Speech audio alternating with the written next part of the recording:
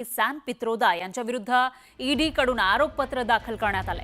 ईडीनं national Herald प्रकरणामध्ये राहुल गांधी, सोनिया गांधी आणि सॅम पित्रोदा यांच्या विरोधामध्ये आरोपपत्र दाखल केलं आहे। तर या चार्जशीटमध्ये सुमन दुबे आणि इतरांचीही नावं आहेत। कोर्टाने या प्रकरणाची पुढील सुनावणी 25 एप्रिलला निश्चित केली आहे। यावेळी प्राथमिक सुनावणीवर युक्तिवाद होणार असल्याची माहिती समोर येते, त्यामुळे आता पुढे नेमकं काय होणार ते बघावं लागेल। आणि याविषयी अधिक माहितीसाठी आपले प्रतिनिधी प्रशांत लीला रामदास हे आपल्यासोबत जोडले गेलेले आहेत।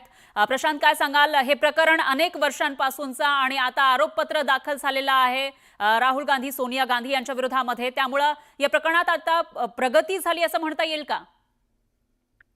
बरोबर आहे। खासून जर बघितलं आपण यापूर्वी ईडीच्या कार्यालयामध्ये राहुल गांधी यांना अनेकदा चौकशी बोलवलं होतं। आज देखील रॉबर्ट वड्रा यांना बोलवण्यात आलं होतं। पण त्या दरम्यान हे अत्यंत महत्वाचं आहे की नॅशनल हेराल्डच्या प्रकरणामध्ये जे आरोपपत्र कोर्टामध्ये दाखल करण्यात आलं आहे त्यामध्ये राहुल गांधी, सोनिया गांधी आणि सॅम पित्रोदा यांना दोषी ठरवण्यात आलेला आहे।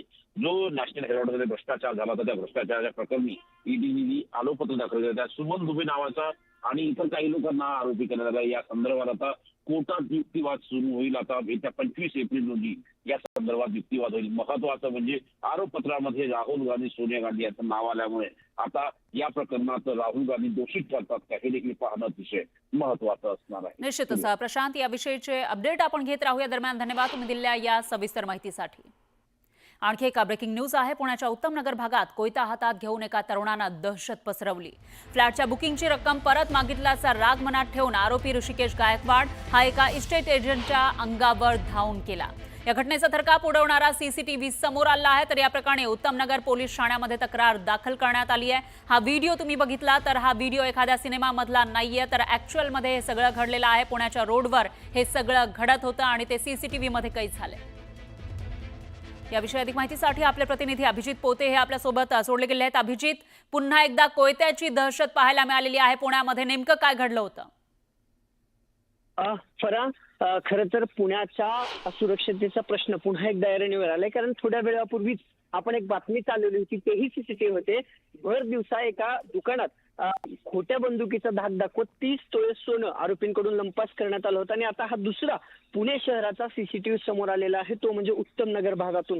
केवळ फिर्यादीने फ्लॅटच्या बुकिंगची रक्कम परत मागितली एवढाच राग धरून खरं तर एका तरुणाने हातात कोयता घेत त्याला आणि त्याच्या परिवाराला धमकवलं आहे। उत्तम नगर पोलीस स्टेशनच्या हद्दीतील ही घटना आहे।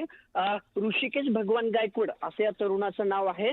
खरं तर अनामत रक्कम जी होती फ्लॅट बुकिंगची ती परत मागितल्यानं त्याचा राग अनावर झाला आणि ज्यानं ही रक्कम मागितली किंवा जो फिर्यादी आहे त्याच्या घरी जात इस्टेट एजंट आहे तो कोयत्याने धाक दाखवत त्याला लाथाबुक्क्यानं मारहाण केलेली आहे। फिर्यादी त्यांच्या कुटुंबियासोबत फ्लॅट बुकिंगची भरलेली रक्कम मागण्याकरता गायकवाड यांच्या घरी पोहोचले होते, मात्र त्या ठिकाणी ते भेटले नाहीत।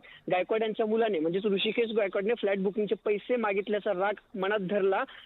फिर्यादीच्या अंगावर तो धावून गेला। फिर्यादी आणि त्यांच्या कुटुंबियाचा तिथून थेट जे आहे ते पोलीस ठाणे गाठले, कारण तो सरळ जो आरोपी आहे तो कोयता घेऊन अंगावर आला होता। 16 एप्रिल रोजी 12:30 वाजता हा सगळा प्रकार उत्तम नगर भागात घडला। आणि आता हा सीसीटीव्ही समोर आल्यानंतर खरं तर उत्तम नगर पोलिसांकडून जी आहे ती आरोपीच्या विरोधात कारवाई केली जात आहे। थोड्याच वेळात आरोपीला अटक देखील होईल।